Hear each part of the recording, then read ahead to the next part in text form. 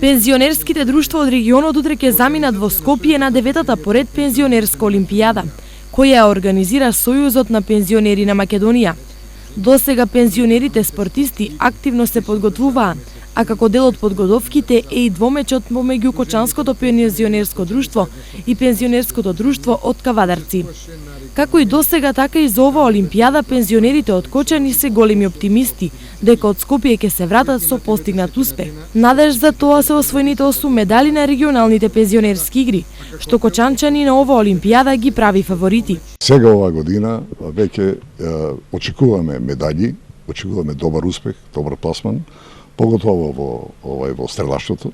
Имаме добро припремани, имаме одлично стрелиште, имаме одлични инструктори, што најбитно. Во ние дисциплини што се надпреваруваме, мислам оти ќе бидеме голема силна конкуренција. Инаку учество на олимпијадата ќе земат сите пензионери кои победиле и биле најдобри на регионалните спортски игри кои се одржаа во месец јули во Македонска Каменица.